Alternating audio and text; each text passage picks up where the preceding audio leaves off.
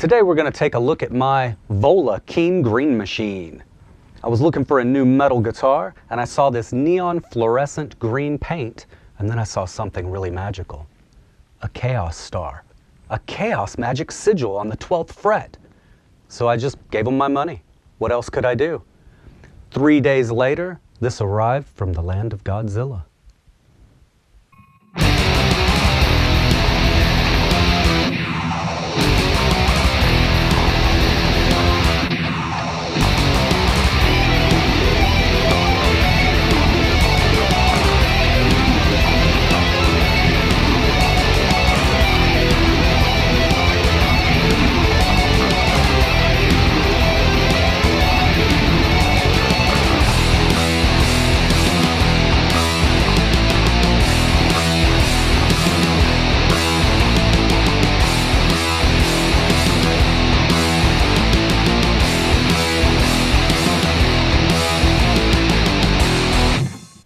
The day I opened this up out of the case, the action was perfect, straight from the factory.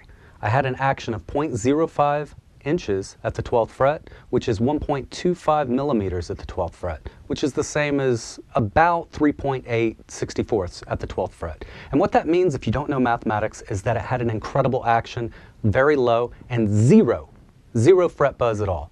Played perfectly on day one. It's now been 15 months and it still plays perfect.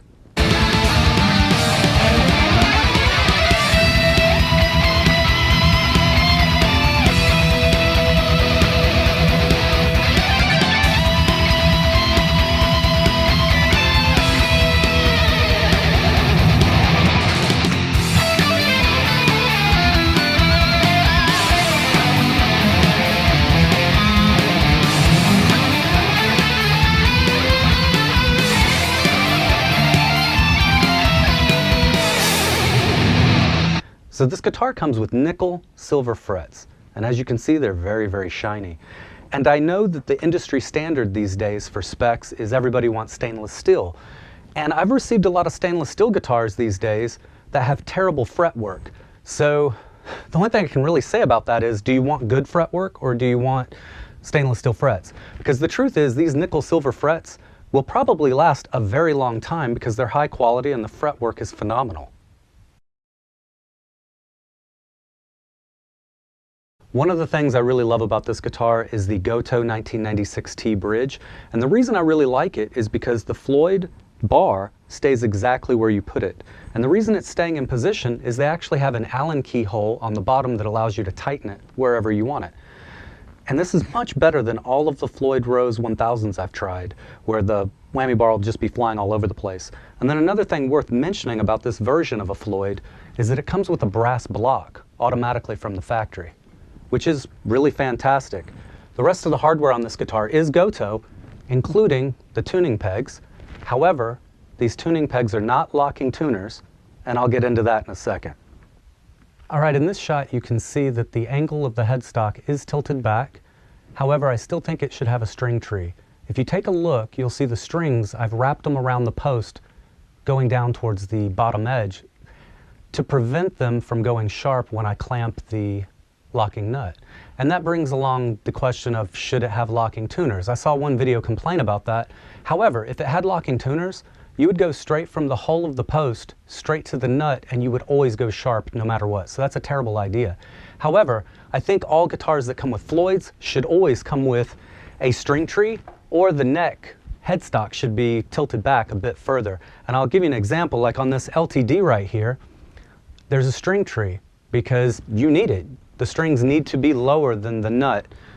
And another example would be this Solar guitar.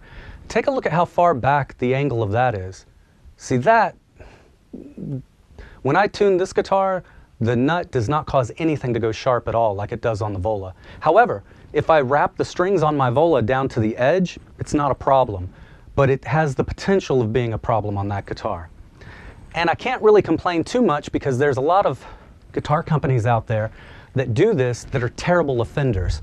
And I'll show you one of the worst offenders right here. Here's my custom shop Kiesel, Yin Yang, Jason Becker. See the headstock here? It doesn't lean back at all. and this guitar goes terribly sharp the moment I put the clamp down.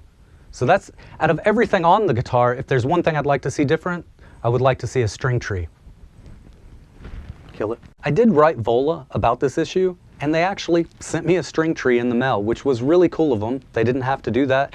And I've actually wrote them a few times, and every time I've dealt with them, they're really friendly and helpful, which is a lot different than some other companies out there.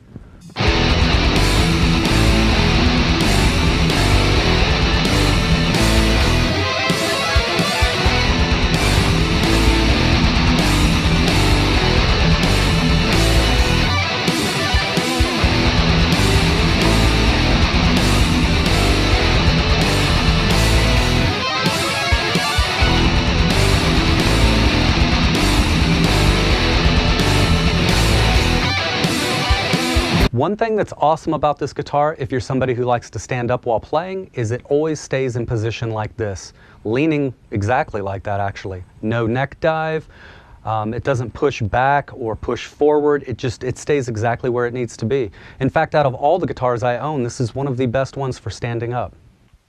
This guitar came with a set of Fishman-Fluence modern pickups, and although a lot of influencers out there in the world will tell you that they can sound just like an EMG, they don't. They don't sound a damn thing like an EMG. They sound like Fishman's. I kind of wish that the bridge pickup did sound like an 81, you know, the EMG 81, because that is the most thrash metal pickup in the universe. The difference is this is extremely mid-forward. It cuts through a mix massively, but depending on the amp you plug it into, it can be too bright sometimes and not have enough bass response, really. Now, if I were to compare that pickup to, say, the DiMarzio Super Distortion, I still think the Super Distortion sounds better. I also think an EMG 81 sounds better. Now, that's where things change. This neck pickup is fucking God. Like this right here, when you do sweep picking, super fast arpeggios, the lead tone is incredible coming off that thing.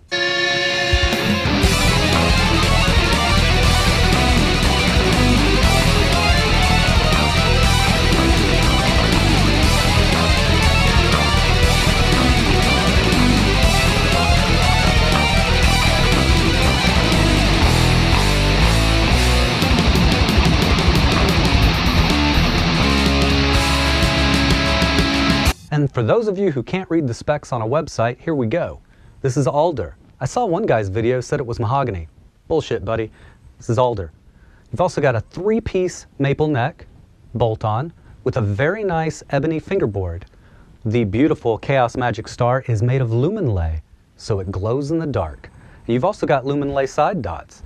And we've got the Fishman-Fluence modern pickups, a 5-way selector, and the push-pull, so you get all the different combinations, and the Goto 1996T Floyd bridge.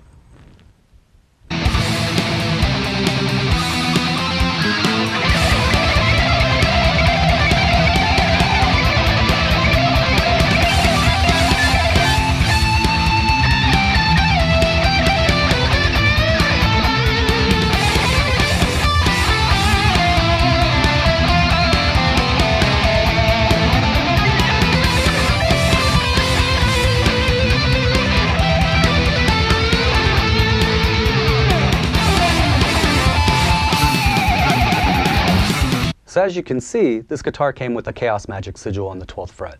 That's actually the reason I bought it. I didn't know what Vola was, I didn't know anything about the company, and I came to find out that they make amazing guitars, they're handmade in Japan, and they're really worth the money. In fact, I'd say this guitar, when it comes to price point, it shoots way above its price point. I also noticed that everyone who talks about this guitar doesn't know anything about this whatsoever. So if you want to learn more about Chaos Magic, I would suggest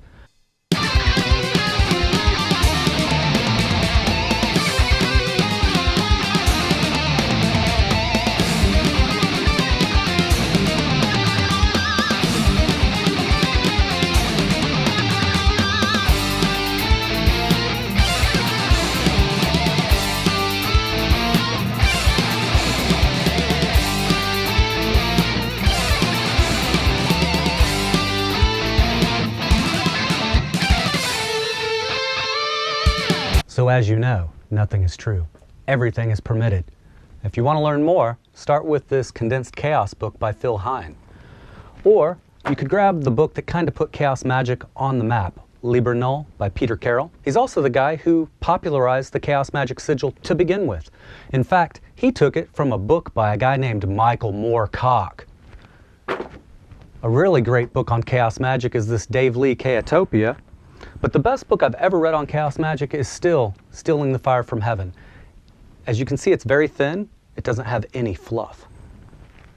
And then, of course, the godfather of Chaos Magic, Austin Osman Spar. And if you're looking for something new right now, if you've already read all these books and you're a true chaote, this is Chaos.